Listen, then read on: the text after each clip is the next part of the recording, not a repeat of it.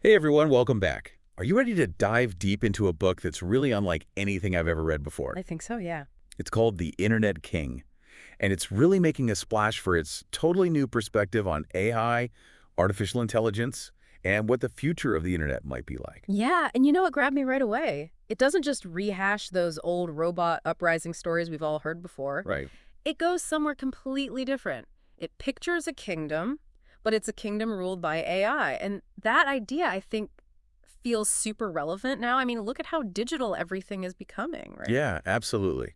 Okay, so let's break that down a little bit. Like, what does a kingdom of AI even look like? We're not talking about, robots with crowns sitting on thrones, are we? No, not at all. It's much more, I don't know, I guess the word is nuanced than that.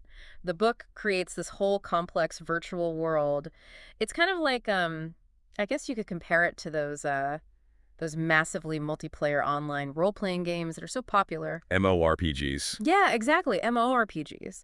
You know, like, like World of Warcraft or yeah, something. World of Warcraft, exactly. But it's like that, but on a totally different scale. It's almost like a digital society with its own set of rules, hierarchies, the whole thing. And who's running it? Well, a network of AI, of course. That's the whole point. Gotcha. So in this world, we meet our main character. His name is Manuel, and he's a teenager living in this future where AI is just, it's everywhere, Yeah. totally normal. And he has this humanoid tutor named ENE. Ah, yes, ENE. Now, if you're like, what's a humanoid tutor? Think of it like a super advanced AI program. It can talk, learn, almost like it's another person, a digital companion. Right, almost like a really, really smart friend. Exactly. So Manuel and ENE, they're poking around, and they stumble upon, wait for it, an old tablet. But it's not just any tablet. It's got the origins of our internet on it. Can you believe that? That's quite a find. Talk about a blast from the past. I know.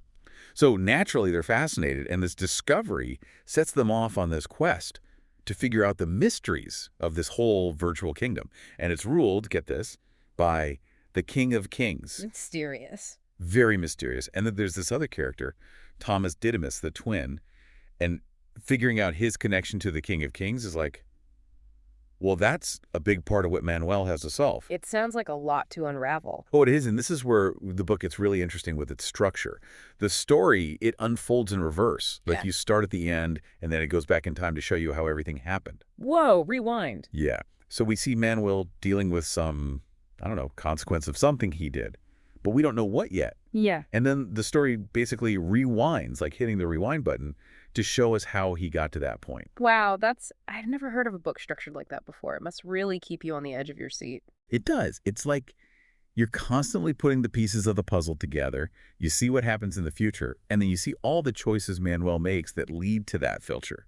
It really makes you think about the impact of every decision. Right, because you know there are going to be consequences. You just don't know what they are yet. Exactly.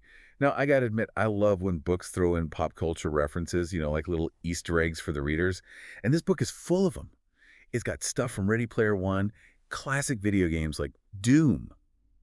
There's even this part where someone has to play Doom to prove they're not a robot. It's wild. I love that. It's like a secret handshake for anyone who grew up geeking out over that stuff. Totally. It's those little details that make it so fun to read.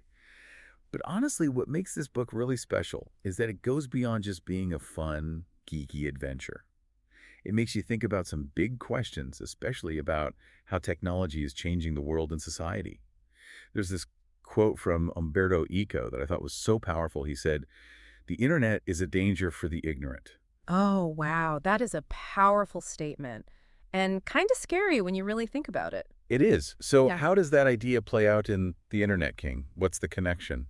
Well, that virtual kingdom, it's like a mini version of the internet culture we have now. It shows how easy it is for misinformation to spread, how people can be, manipulated, tricked into believing things that aren't true, especially if they don't have the critical thinking skills to figure out what's real and what's not. And the AI in the book, that adds another layer of complexity to everything. Right, because think about it. Algorithms, they're already deciding what we see online, Mm. influencing what we believe, right? Mhm. So what happens when AI gets even smarter, like scarily smart? Exactly. And it might even start making choices for us. Uh-oh. Yeah, is that like giving up our free will? Does that make us even more vulnerable to being controlled? I don't know. It's a bit unsettling, isn't it? It really is. And that's what the book does so well. It explores all these ethical questions in a way that, you can't help but think about them. It makes you face the potential downsides of relying so much on technology. And it makes you wonder, okay, so what can we do to use these tools wisely? How can we be like responsible digital citizens? So after our deep dive into the Internet King, Yeah. what's the one thing you hope people take away from it? What really stuck with you? I think at its heart, this book is a reminder. Technology, yeah, it gives us all these amazing possibilities, but it also comes with some real challenges. It's up to us to use it in a way that benefits everyone, not just, a select few. Well said. So if you're looking for a book that's thought-provoking, thrilling, and just plain fun, The Internet King is definitely worth checking out. You can find it on Amazon and start your own adventure through this incredible world. And before we go, I want to leave you with a question to ponder. If Umberto Eco is right, and the Internet can be a dangerous place for those who are uninformed, what are you going to do to make sure you're navigating this digital world safely and wisely? That is a great question for everyone to think about. It is. Until next time, happy reading.